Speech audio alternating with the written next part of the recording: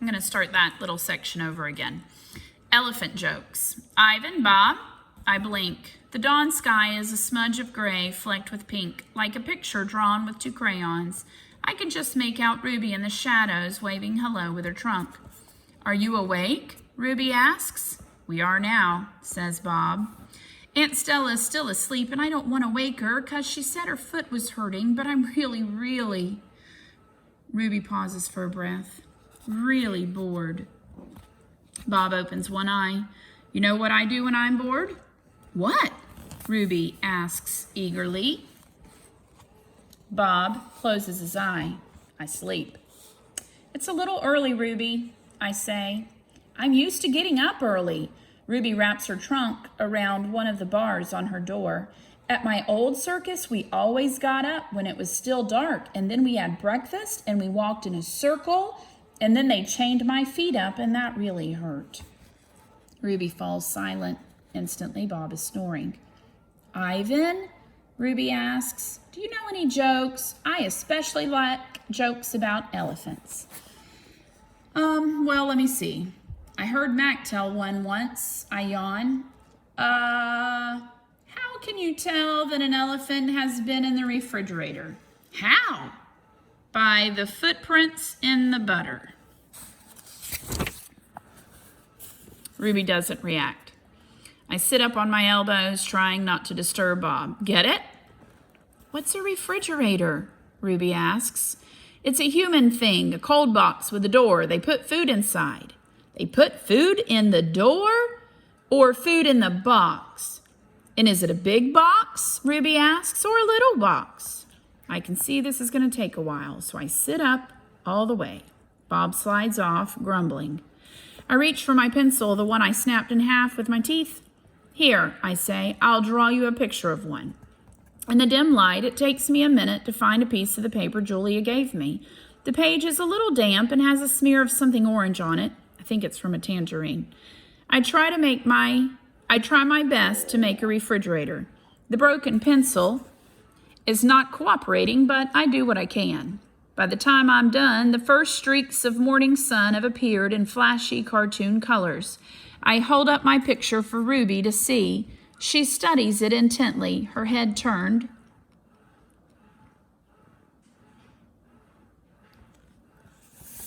So that one black eye is trained on my drawing. Wow, you made that?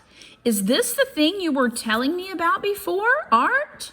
Sure is. I can draw all kinds of things. I'm especially good at fruit. Could you draw a banana right now? Ruby asks. Absolutely. I turn the paper over and sketch. Wow, Ruby says again in an odd voice when I held up the page. It looks good enough to eat. She makes a happy lilting sound, an elephant laugh. It's like the song of a bird I recall from long ago, a tiny yellow bird with a voice like dancing water. Strange.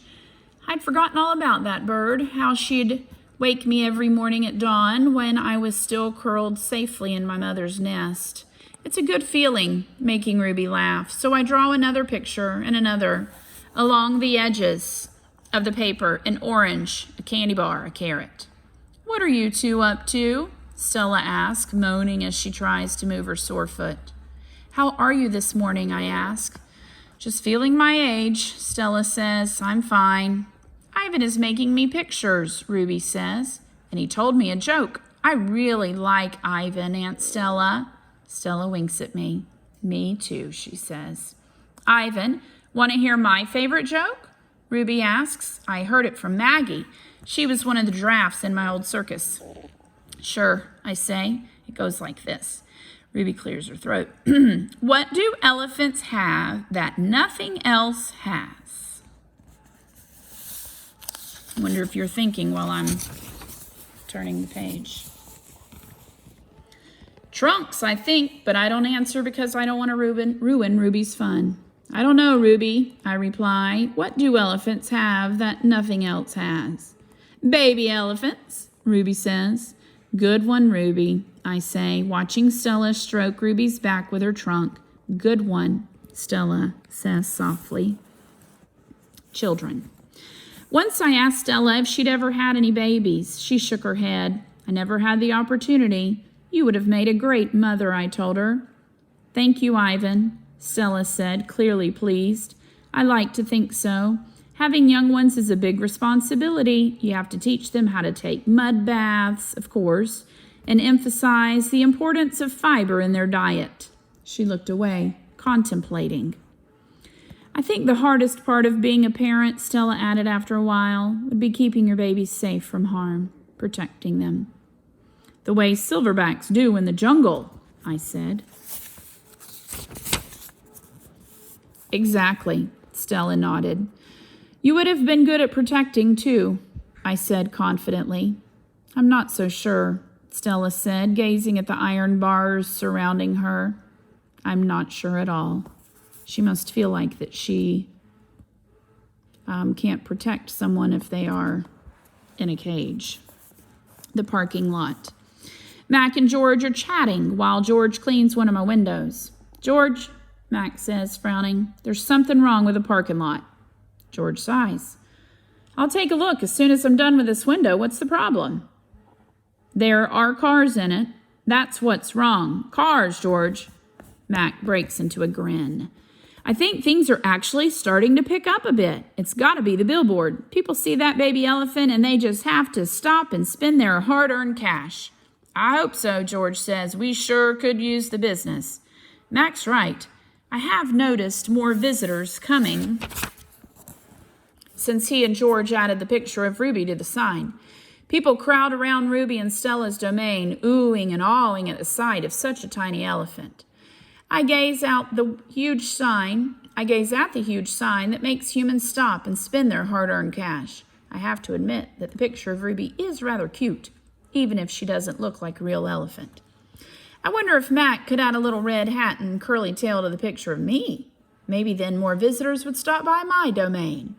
I could use a few oohs and ahs myself. Ruby's story. Ivan, tell me another joke, please, Ruby begs after the 2:00 show. I think I may have run out of jokes, I admit. A story, then, Ruby says. Aunt Stella's sleeping and there's nothing to do. I tap my chin. I'm trying hard to think. But when I gaze up at the food court skylight, I'm mesmerized by the elephant-colored clouds galloping past. Ruby taps her foot impatiently. I know. I'll tell you a story, she says. A real-life true one. Good idea, I say. What's it about? It's about me. Ruby lowers her voice. It's about me and how I fell into a hole, a big hole. Humans dug it. Bob pricks his ears and joins me by the window. I always enjoy a good digging story, he says. It was a big hole full of water near a village, Ruby says. I don't know why humans made it. Sometimes you just need to dig for the sake of digging, Bob reflects. Remember, that's kind of funny because he's the dog. We were looking for food, Ruby says, my family and I, but I wandered off and got lost and went too close to the village. Ruby looks at me, eyes wide. I was so scared when I fell into the hole. Of course you were, I say. I would have been scared too. Me too, Bob admits, and I like holes. The hole was huge. Ruby pokes her trunk between the bars and makes a circle in the air. And guess what? She doesn't wait for an answer. The water was all the way up to my neck, and I was sure I was going to die. I shudder. What happened then? I ask. I'll tell you what happened, Bob says darkly. They captured her and put her in a box and shipped her off, and here she is, just like they did with Stella. He pauses to scratch an ear. Humans. Rats have bigger hearts. Roaches have kinder souls. Flies have... No, Bob, Ruby interrupts. You're wrong. These humans helped me. When they saw I was trapped, they grabbed ropes and they made loops around my neck and my tummy. The whole entire village helped, even little kids and grandmas and grandpas, and they all pulled and pulled and... Ruby stops. Her lashes are wet, and I know she must be remembering all the terrible feelings from that day.